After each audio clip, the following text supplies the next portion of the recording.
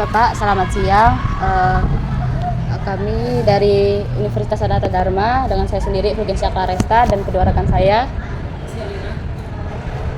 Kami di sini ingin melakukan wawancara mengenai standar nasional pendidikan dan akreditasi sekolah. Nah, wawancara ini untuk keperluan kami di ujian akhir semester ini. Gitu. Nah, mungkin sebelumnya mata kuliah manajemen sekolah. Kebetulan kami juga dari prodi pendidikan ekonomi, Pak. Iya, jadi dapat mata kuliah ini. Nah, mungkin sebelumnya apakah Bapak boleh memperkenalkan diri terlebih dahulu dan jabatan Bapak di sekolah ini sebagai apa? Selamat siang ya, terima kasih atas kunjungannya di SMK Negeri 1 Depok. Perkenalkan, saya Pak Masukan. Jabatan saya di sini adalah membantu kepala sekolah di bagian sekretaris kepala sekolah.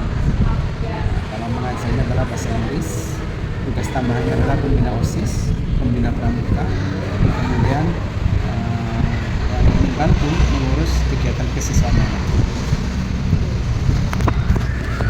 Bapak, mungkin kami akan langsung ke pertanyaan. Ya. Oke, menurut Bapak bagaimana pandangan mengenai pelaksanaan atau penerapan SMP di sekolah saat ini? Penerapannya itu dalam standar nasional pendidikan, ya kami menjalankan aturan-aturan yang berlaku baik dari kementerian, dari provinsi ataupun dari dinas yang terkait. Itu bagian daripada menstandarisasi dalam proses pelaksanaan pembelajaran di sekolah ini. Kemudian untuk standar pengelolaannya, Pak, bagaimana sekolah memastikan bahwa perencanaan, pelaksanaan, dan evaluasi dari program sekolah berjalan selaras dengan visi misi, terutama dalam menghadapi perubahan kebutuhan dunia industri saat ini? Dan kan ada perencanaan, kemudian ada proses pelaksanaan, kemudian ada evaluasi. Nah, biasanya di perencanaan itu adalah bagian daripada merencanakan program kegiatan sekolah.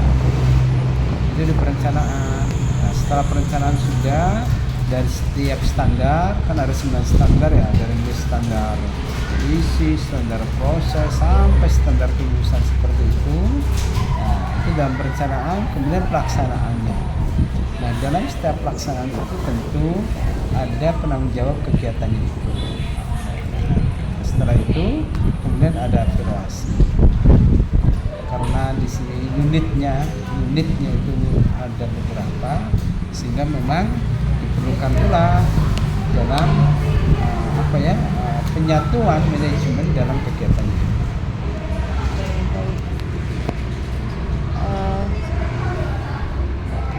Mungkin strategi yang dapat diterapkan sekolah untuk meningkatkan kompetensi guru agar sesuai dengan standar pendidikan dan tenaga pendidikan seperti apa, Bapak? Strateginya kayak kita mengikuti aturan yang berjalan, kemudian dengan fintech, kemudian dengan workshop, dengan lokakarya, baik yang bersifat mandiri ataupun yang bersifat adalah kolektif kolegial seperti ini.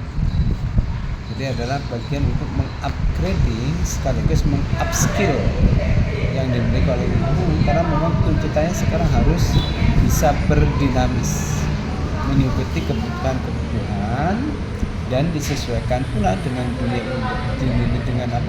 dunia usaha dan dunia industri. Bagaimana sekolah mengembangkan dan menyesuaikan struktur kurikulum agar tetap relevan dengan perkembangan teknologi dan kebutuhan kompetensi kejuruan di SMK ini, Pak?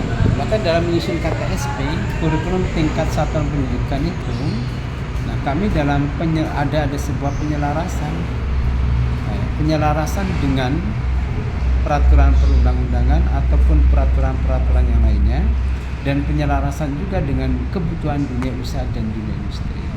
Maka dalam penyusunan KTSP itu, ya kami manggil dunia usaha, dunia industri untuk memaparkan kebutuhan dari mereka apa, kemudian kami serap ya menjadikan sebuah KTSP. Kemudian kami pun mengundang tamu ya.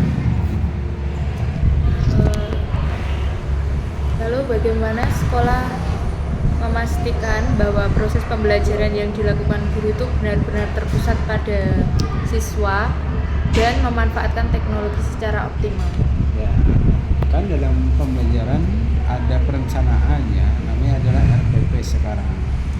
Sekarang lebih dalam lagi adalah RPP, PN, pembelajaran mendalam. Kemudian ada lagi di dalam lagi inquiry kolaborasi. Jadi harus bisa berkolaborasi, bisa berkolaborasi dengan mapel satu dengan mapel yang lainnya, berkolaborasi. Nah, maka ada dalam satu kan ada 8 dimensi profil lulusan, ya kan? Ada 3 dasar pembelajaran mendalam, ada 3 pengalaman pembelajaran mendalam, kemudian ada 4 kerangka pembelajaran mendalam. Mitra kemudian pemanfaatan teknologi adalah bagian daripada kerangka pembelajaran mendalam, dan itu tercantum dalam RPP. Dalam proses perencanaan itu memang memanfaatkan atau menggunakan digitalisasi yang berkembang. Lalu bagaimana untuk mekanisme sekolah dalam menjamin penilaian sikap, pengetahuan dan keterampilan yang dilakukan secara objektif, autentik dan mencerminkan kemampuan nyata siswa di dunia kerja? Karena ada ini dalam pembuat perencanaan itu, dalam perencanaan pembelajaran itu nanti ada ada jurnal, kemudian ada penilaian sikapnya, ya, variabelnya apa, pengetahuannya, variabelnya itu apa. Jadi semua dalam proses perencanaan itu sudah dimasukin dalam perencanaan. Baik, sekarang kita masuk ke mengenai akreditasi sekolah. Yang pertama, dari sekolahnya itu bagaimana proses persiapan sekolah dalam menghadapi akreditasi, khususnya dalam mengumpulkan data atau penyusun dokumen. Kalau akreditasi kan ini ya, sekarang itu langsung pusat ya. Jadi karena setiap kegiatan kami pun terdokumentasikan, maka ketika tiba waktu pelaksanaan akreditasi itu biasa saja. Ada yang biasa karena memang dokumen-dokumen setiap dari mulai standar itu, ya, dari mulai step standar itu memang sudah berjalan dan sudah diadakan. Ya, jadi misal tiba akreditasi ya seperti biasa. Oh ini. Tapi kegiatan kan ada perencanaan, ada kegiatan, kemudian ada evaluasi. Kedua Pak, apa indikator atau instrumen mengenai akreditasi yang dianggap paling menantang untuk dipenuhi di sekolah SMK? Maksudnya apa indikator atau instrumen akreditasi yang dianggap paling menantang dipenuhi di sekolah SMK Negeri 1? Yang namanya akreditasi itu kan yang mengkontrolling adalah dari ini ya, badan standar badan akreditasi ya, sehingga semua tentu adalah tertambah semua karena setiap sisi atau setiap sudut itu kan mengandung makna semuanya ya. Iya.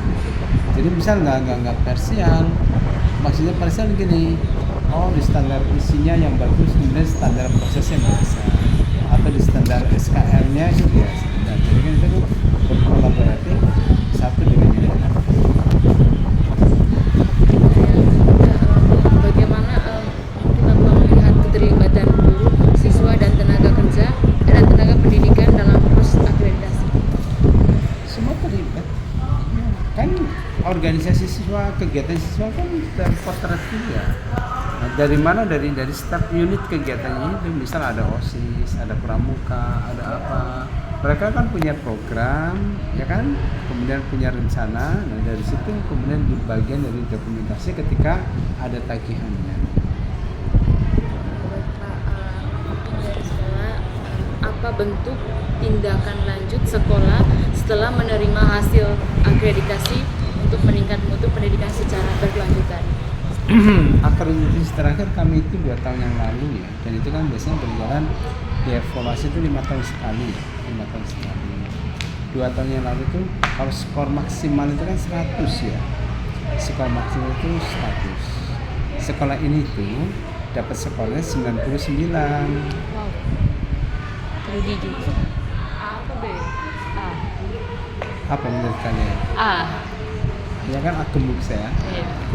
Jadi kalau yang sudah bagus ya kami pertahankan sambil perbaiki celah apa yang harus ditingkatkan. Baik, sejauh mana hasil akreditasi mempengaruhi kebijakan sekolah, terutama dalam sistem manajemen, peningkatan mutu pembelajaran dan kemitraan dengan industri?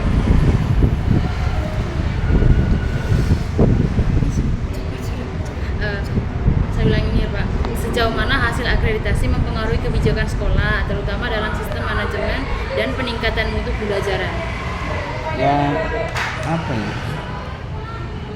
Mutu itu kan tidak terlepas dari cerminan administrasinya ya. Seperti itu. Karena setiap kegiatan itu terdokumentasi sehingga pelibatan dalam kegiatan itu tentu kan banyak yang terlibat. Gitu. Mungkin untuk 2 pertanyaan terakhir ya. Menurut Bapak tantangan apa yang sering muncul dalam penerapan SNP di lapangan atau akreditasi sekolah? Tantangannya? Iya. Tantangannya itu dalam apa ya? Karena sudah berjalan rutenya, jadi tantangannya itu memang ini sih, apa ya? Menjaga kualitas dokumen-dokumen itu tetap terjaga dengan rapi, tertib. Ada lagi? Gitu. Ada. Kemudian yang terakhir ya Pak, langkah apa yang dapat dilakukan Bapak untuk meningkatkan efektivitas SNP di masa mendatang? Mendatang? Iya. Ya, mengkorelasikan kurikulum dengan visi, terutama dalam proses pembelajaran yang ada dalam RPP, kemudian dalam rencana program kerja. Memang kita semuanya tidak lepas dari visi, misi, dan tujuan sekolah yang disepakati dan dibuat bersama.